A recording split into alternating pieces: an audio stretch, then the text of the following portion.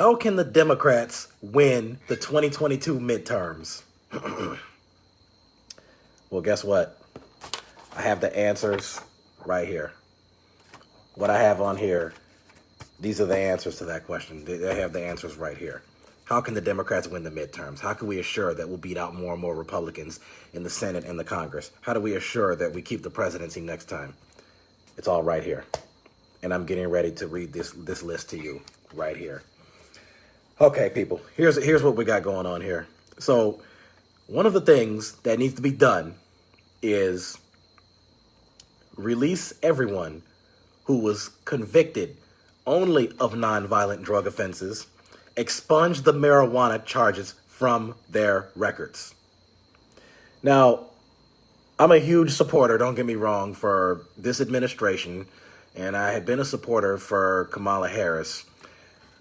I think we all remember, one of her biggest problems was her record in California. Well, this is what I believe needs to be done through executive order, because we don't have time to listen to the Congress and the Senate fight about this, because this is just dumb. They need to, through executive order, do what I just read right there.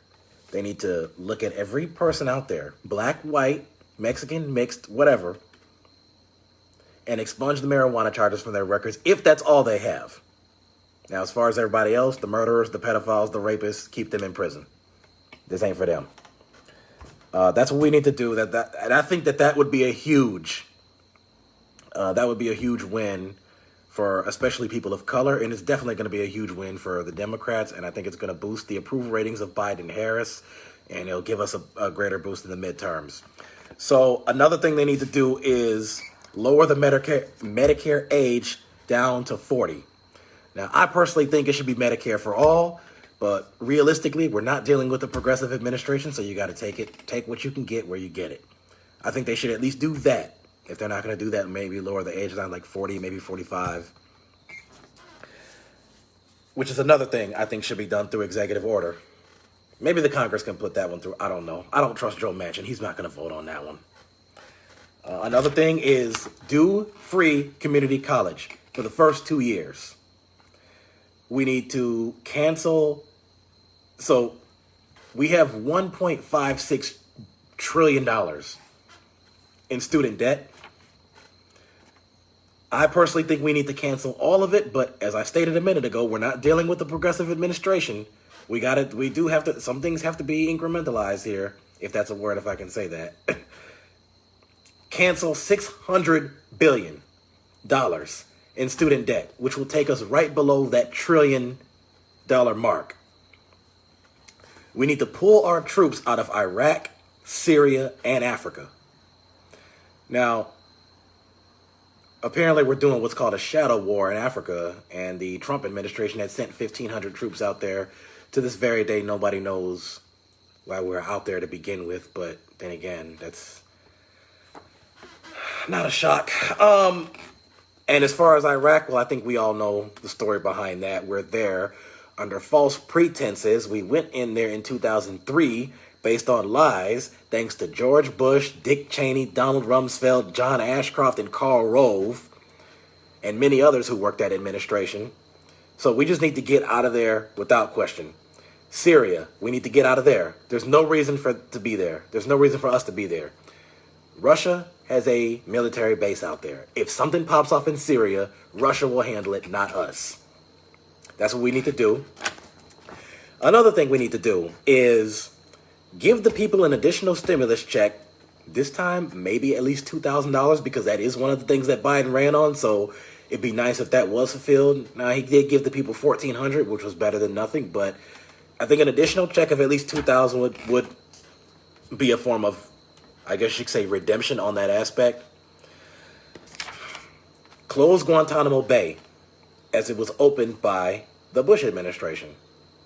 Yeah. And the unnecessary drone strikes. And that's one of the unfortunate things, and that's one of the things where I'll criticize the administration and say, yeah, we've been doing drone strikes since Bush. That's another thing. It continued under Obama, it continued under Trump, and it's continuing now. It needs to stop. We have about $140 billion in medical debt. Again, we're not dealing with a progressive administration. I say we need to cancel all of it, but let's look at it as we need to cancel at least $100 billion of medical debt. We need to cancel $100 billion of medical debt, just like we need to cancel $600 billion of student debt. We need to end the filibuster, which I think Biden needs to do through executive order because Joe Manchin supports the filibuster, while anybody with a working brain wants to kill the filibuster. We need to get the voting rights through. The For the People Act needs to go through. This also ties in with another bullet point that I put on here that says election/voting reform. Now, I think I discussed this in another video before, but to reiterate, there are some ideas that I have about what we can do to make voting easier and more convenient and to make our elections a little better.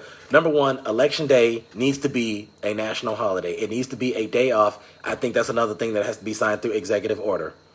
I would say that Election Day as well as the day before Election Day should both be days off. They need to federally allow the mail-in ballots, vote by mail. We need a no reason absentee. This all has to be on the federal/national level.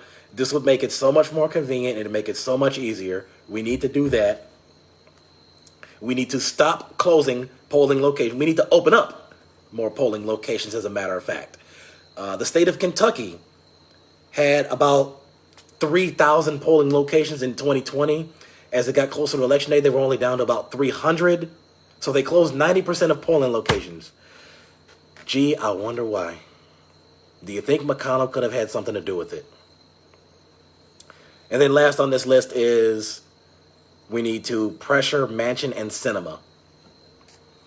Well, you know what? Bernie Sanders tried to do that, and I applaud his efforts, and ultimately he was unsuccessful as it was ineffective.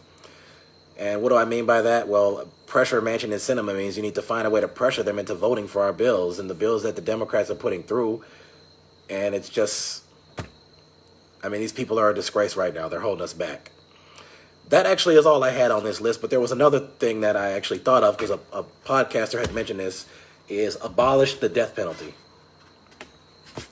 I guess I can't totally complain about that. I mean, I guess there really is no reason to really have it. If you abolish it, I wouldn't complain.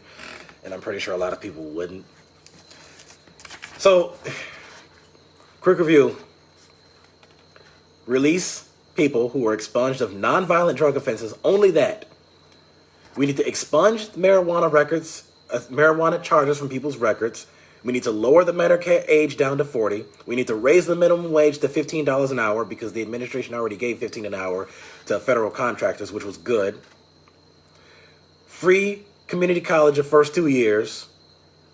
Cancel $600 billion in student debt. Pull the troops out of Iraq, Syria, and Africa.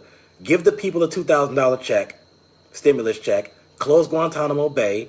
End the unnecessary drone strikes. Cancel $100 billion in medical debt, kill the filibuster, get the Voting Rights / For the People Act through, election/voting reform, and pressure Manchin and Sinema, and maybe possibly abolish the death penalty. The midterms are in 13 months, people. We can do this stuff if we need to get this stuff done in the next 10 months or less. We need to do this, and we need to do it now. These are things that have to be done before the midterms, people. Otherwise, we're screwed. And we're giving the government back over to Moscow Mitch. I don't want that, and I don't think you guys want that either. So we need to start pressuring our Democratic leaders to start doing more and more good things. That is the pathway to winning 2022.